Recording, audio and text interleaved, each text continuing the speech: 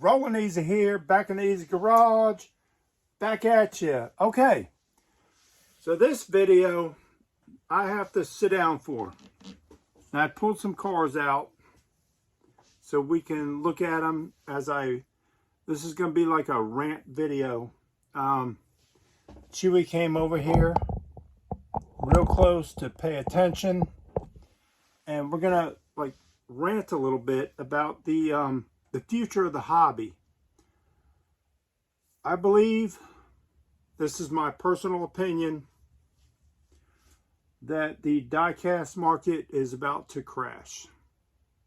And why do you say that? Easy. We've seen this back in about 1998, 1999, 2000s. I've seen a lot of, back in the 2000s especially, I would go to the stores and I'd run into a lot of older women buying cars, and they're like buying first edition, looking for, they knew the treasure hunts. They already knew. And if you look back, all of you now that are, I wish I should have had a book handy. If you're buying treasure hunts now, that's all you're looking for. Chase cars, treasure hunts, and you know, basically chase. I watch all these videos on peg hunting, and you're not peg, well, I guess you're peg hunting, but you're peg hunting for chase cars. That's all you want. You're leaving the store, and if you didn't get a chase or something special, you're not collecting. You might be collecting chases, but that's all you're buying. And what happens is with that is some of the collectors like myself, you know, we'll buy average cars. And back then I used to buy the Fantasy. I'd buy anything Hot Wheels. Now I had to limit myself because of money. But back it was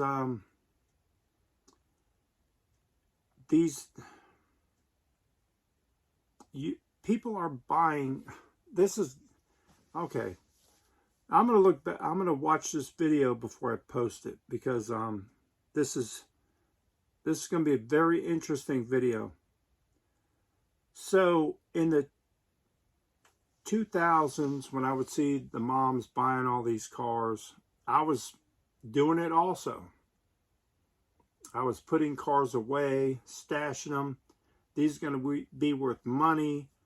And we were also looking for the treasure hunts. But now every company has a treasure hunt or a chase or something. Now these people out there now, which we will see them, they'll fade away. All these peg hunt videos, we will see that in the next 2 years.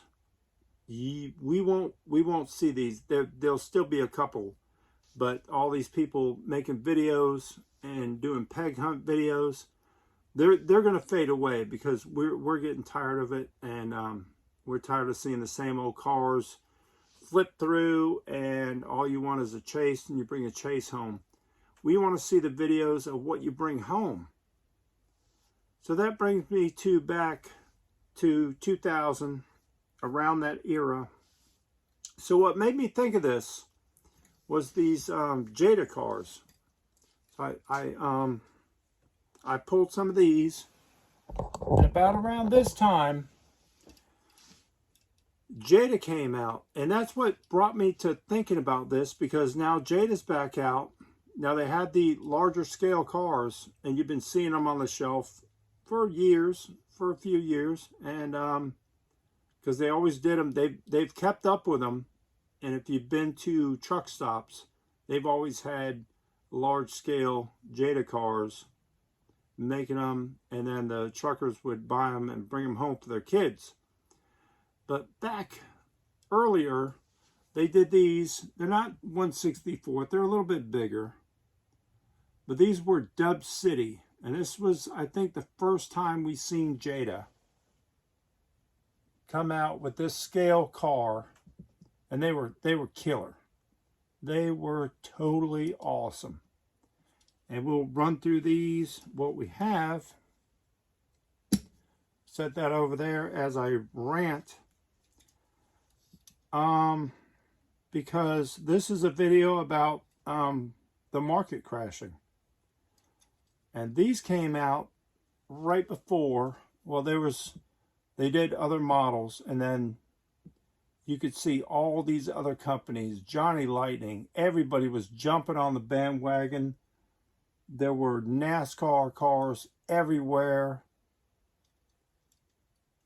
And then all of a sudden, it was about like what I see in the stores now. Here's a Jada Hummer. Really cool. It's about like what I see now in the stores. They are full of all kinds of cool stuff in the stores. But if people are only buying the chase cars, this looks like a 59 Impala. If people are only buying the chase cars, where do the other cars go? You know, these cars in the stores now are what, $6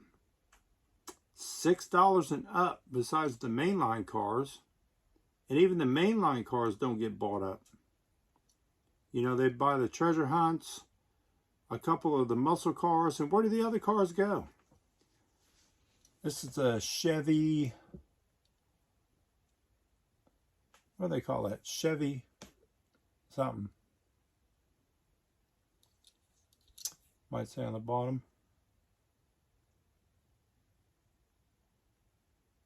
Chevy Avalanche. Okay, Chevy Avalanche. So where do the other cars go? They go into big bins that Walmart or Kroger and the other stores would they would send to like a bin store where me and my wife go to shop, and we buy big bins and then flip them. We used to flip this stuff, you know, on eBay. We stopped all that. There's another Chevy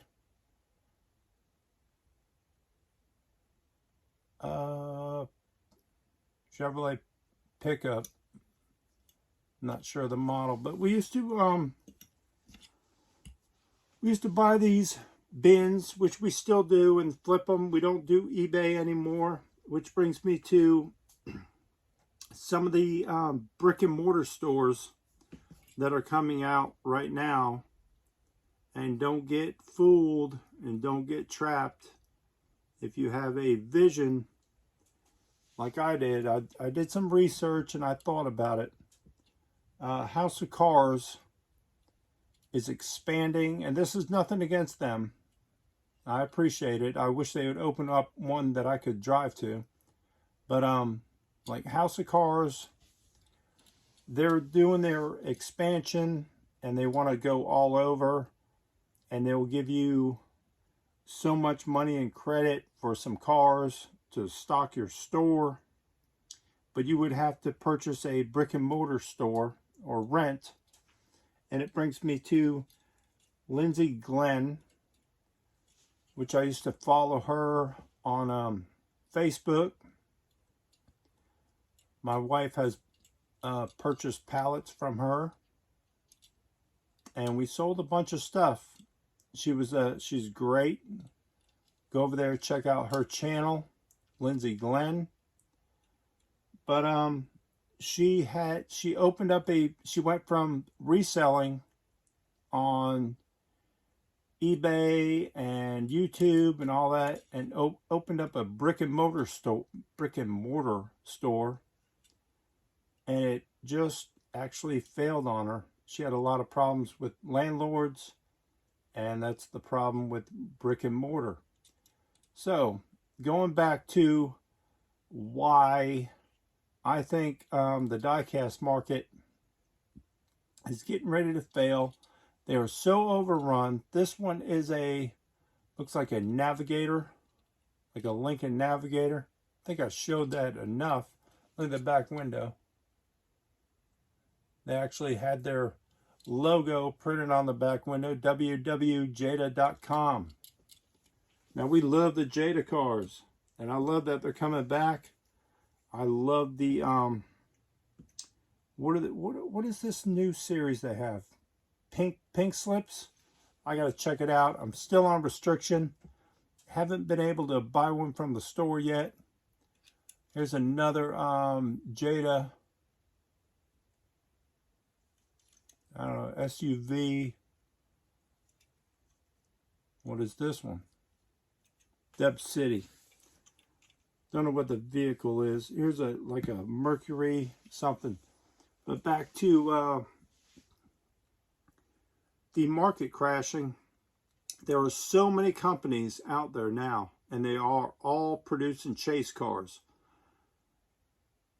Your Walmart doesn't want to send a ton of cars to the bin store to sell off, even though you might say, well, they already purchased them, and the company that sold it to them made their money. Yes, they did. But they're going to keep a record of the cars of all the merchandise they send away. Is it 59 El Camino? But they're going to keep a record of all that merchandise they sent away. So next year, do you think they're going to reorder all this diecast that they sent on pallets and didn't make any money? Chevy Astrovan. Really cool. A little bit smaller. It should have been bigger scale there. But they're not going to, no, they're not. They're going to keep track of that. And the next time it's ready for reorder, they're not going to order. They're not going to order these cars. Now, M2 has grabbed a bunch of different companies, which puts them way ahead of the game. So they have Johnny Lightning, M2, no, it's Round 2. But I think Round 2 is connected with Johnny Lightning, M2, they have other companies. They bought all this up. They bought up a lot of the model kits, and they are like cornering the market. But what they'll do is they'll condense this, and there won't be that much anymore. If you're buying these cars, you better buy them because you love them. Don't buy them to hold them and resell them. Here's a Jada Dub City, and the paint, look at the paint popping. It's popping like the old red lines. Got paint pops all over it. This is like the only one. There's another one that's starting, but that's crazy. It's a Chevy Silverado with paint pops. What was the other one? There was one somewhere. Nah, it's not too bad. This one. That one's getting some paint pops on the back tonneau cover. But anyway, all right. Well, let's go through some of these. Here's another. It looks like a Cadillac. I'm not going to read the name. Jada. But I love the Jada. See, metal base, metal body. And another thing with the chases are, these companies, they're making the chase cars for you. It costs them more money to put, especially Hot Wheels, to put real rider tires on, little Spectre Flame paint, run it through a different line, and sell it to you for $1, just like a main line, and you're out there hoarding them or buying them. Yes, they're going to be great on the secondary market, and that brings up Mattel's bottom line, I'm sure, that they're selling cars. But some of these companies, they're not going to do that. They're going to stop making chases. Like a green light, it costs them more money to paint the base green and the wheels versus they could just leave it alone and sell a car. But I don't know where I'm going with this. It's just a rant that I think in the next 2 years, this diecast market is about to hit something we haven't seen. There's a 59 Cadillac. Looks like a 59. Did I already have one? No, this is a Cadillac Dub City. And I saved these best for last. This one here because it's a Scion.